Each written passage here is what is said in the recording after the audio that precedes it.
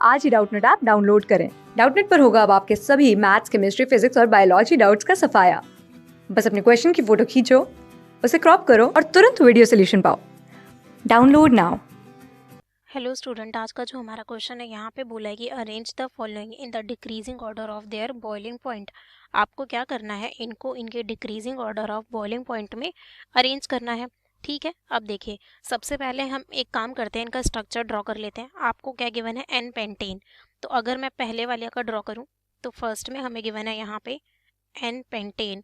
N pentane का मेरा structure क्या होता है, CH3, देन मेरा CH2, CH2, CH2, ये आपका 1 2 3 4 5 कार्बन का होगा। तो ये हमारा हो गया इस तरीके से।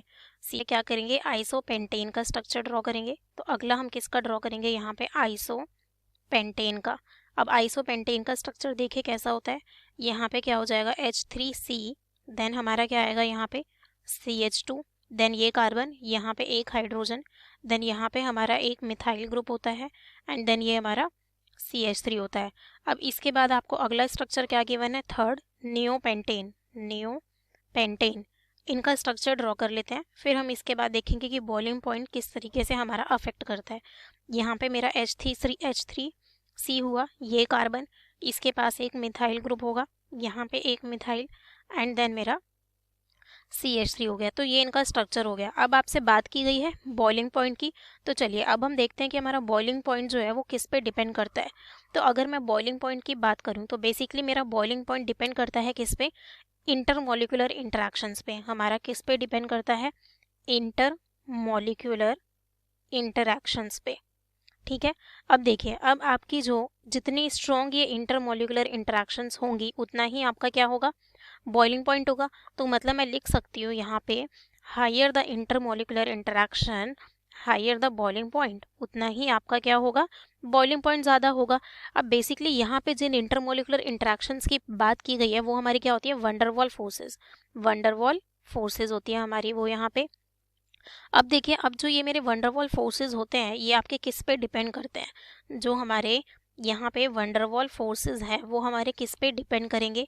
तो बेसिकली वो आपका डिपेंड करता है एक तो मॉलिक्यूलर मास, मतलब जितना ज़्यादा आपका मॉलिक्यूलर मास होगा आपको उतनी ही ज़्यादा वहाँ पे हीट देनी पड़ेगी ब्रेक करने के लिए, मतलब कि बॉइलिंग पॉइंट आपका उतना ही ज़्यादा होगा, बॉइलिंग पॉइंट बढ़ेगा। आप इसको ऐसे भी समझ सकते हो, जैसे कि सपोज आपके पास इस तरीके से है किसी मॉलिक्यूल का मॉलिक्यूलर वेट, ठीक है, यहाँ पे आपका ये है। अब बेसिकली यहाँ पे आपका क्या होता है, इनके बीच में इंटरेक्शंस होता है। अब देखो यहाँ पे आपका जितना ज़्यादा स्ट्रॉन्ग इंटरेक्शंस होंगे उतना ही आपको इनके इंटरेक्शंस को ब्रेक करने के लिए हीट देनी पड़ेगी और उतना ही उसका बॉइलिंग पॉइंट बढ़ेगा।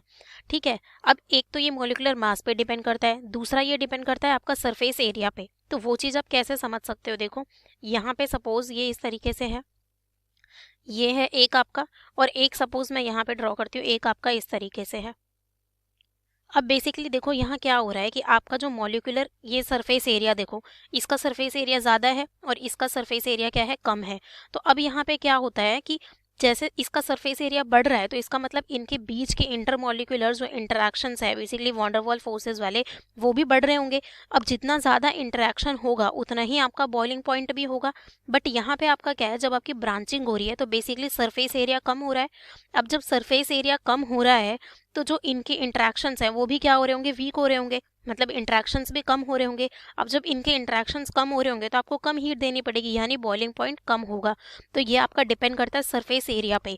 जितना ज़्यादा आपका सरफेस एरिया उतनी ज़्यादा आपकी इंटरेक्शंस वंडरवॉल फोर्सेस उतने ज़्यादा होते हैं और बॉइलिंग पॉइंट ज़्यादा है। बट जब ब्रांचिंग बढ़ती है, जैसे जैसे आपका क्या होता है यहाँ पे ब्रांचिंग बढ़ने लगती है, तो जब हमारी यहाँ पे ब्रांचिंग बढ़ने लगती है तो बेसिकली उससे क्या होता है कि सरफेस एरिया कम होता है, एंड सरफेस एरिया कम होने की वजह से इन इंडिविजुअल जो मॉलिक्यूल्स के बीच में जो इंटरेक्शंस होती हैं वो भी कम होने लगती हैं, उसकी वजह से आपका बॉइलिंग पॉइंट कम होने लगता है। ठीक है, तो यहाँ पे मैं लिख देती हूँ कि ये हमारा किस पर डिपेंड करता है, सरफेस एरिया पे। मतलब आपका जितना ज़्यादा सरफेस एरिया होगा उतना आपका क्या होगा, बॉइलिंग पॉइंट होगा।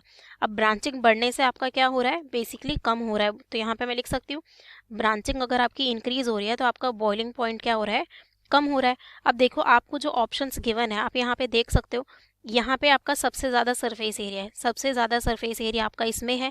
फिर मैं बात करूँ, फिर उसके बाद आपका सबसे उससे कम इसमें है, क्योंकि यहाँ पे आपका एक ही ब्रांचिंग है, CH3 आया।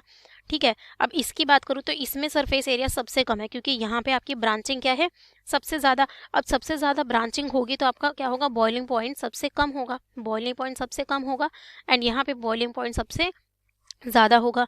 अब आपको बोला है डिक्रीजिंग ऑर्डर, तो डिक्रीजिंग में हम पहले सबसे ज़्यादा लिखते हैं, तो आपका फर्स्ट आएगा यहाँ पे, देन आपका सेकंड आएगा, एंड देन थर्ड आएगा। ये हमारा बॉइलिंग पॉइंट का ऑर्डर आ गया। ये आपका किसका ऑर्डर आ गया, यहाँ पे बॉइलिंग पॉइंट का ऑर्डर आ गया। ठीक है, okay guys, thank you. Class 6 से 12 से लेके नीट, IIT, JEE मेंस और एडवांस के लेवल तक 10 मिलियन से ज़्यादा स्टूडेंट्स का भरोसा। आज ही डाउनलोड करें डाउटनेट ऐप या व्हाट्सएप कीजिए अपने डाउट्स 8400 400 400 पर।